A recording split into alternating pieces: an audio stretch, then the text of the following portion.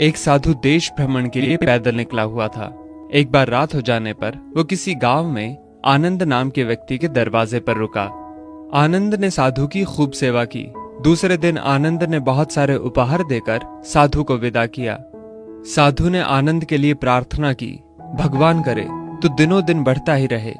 साधु की बात सुनकर आनंद हंस पड़ा और बोला, अरे महात्मा जी, जो है ये भी नहीं रहने वाला।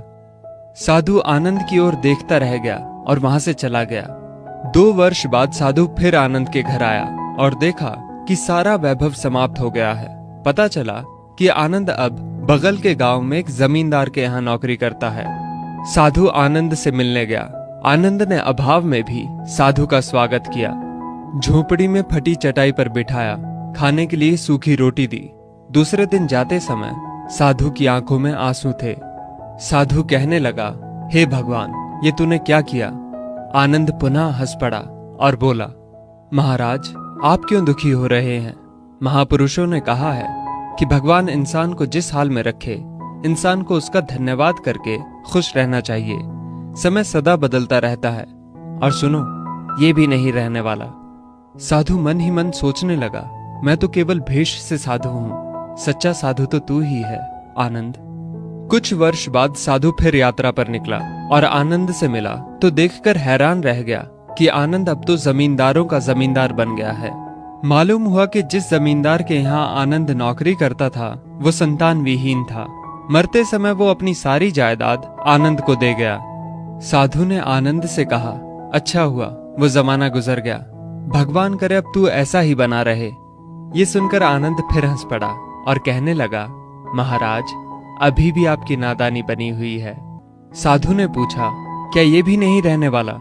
आनंद ने उत्तर दिया, हाँ, या तो ये चला जाएगा या फिर इसको अपना मानने वाला ही चला जाएगा। कुछ भी रहने वाला नहीं है, और अगर शाश्वत कुछ है तो वो है परमात्मा, और उस परमात्मा की अंश आत्मा। आनंद की बात को साधु ने गौर से सुना और चला गया। साधु कई साल बाद फिर लौटता है तो देखता है कि आनंद का महल तो है, किंतु कबूतर उसमें गुटरगू कर रहे हैं और आनंद का देहांत हो गया है। बेटियां अपने अपने घर चली गईं, बूढ़ी पत्नी कोने में पड़ी है। साधु कहता है, अरे इंसान, तू किस बात का अभिमान करता है?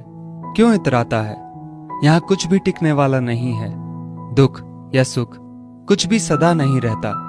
तू सोचता है पड़ोसी मुसीबत में है और मैं मौज में हूं, लेकिन सुन, ना मौज रहेगी और ना ही मुसीबत। सच्चे इंसान वे हैं जो हर हाल में खुश रहते हैं। मिल गया माल तो उस माल में खुश रहते हैं, और हो गए बेहाल तो उस हाल में खुश रहते हैं। साधु कहने लगा, धन्य है आनंद तेरा सत्संग, और धन्य है तुम्हारे सतगुरु। मैं तो झूठा साधु हूं, असली फकीरी तो तेरी जिंदगी है। अब मैं तेरी तस्वीर देखना चाहता हूं, कुछ फूल चढ़ाकर दुआ तो मांग लूं। साधु दूसरे कमरे में जाता है तो देखता है कि आनंद ने अपनी तस्वीर पर लिखवा रखा है, आखिर में ये भी नहीं रहेगा। खूबी और खामी दोनों ही होती है हर इंसान में। जो तराशता है उसे खूबी नजर आती है, और जो तलाशता है उसे खामी नजर आती है।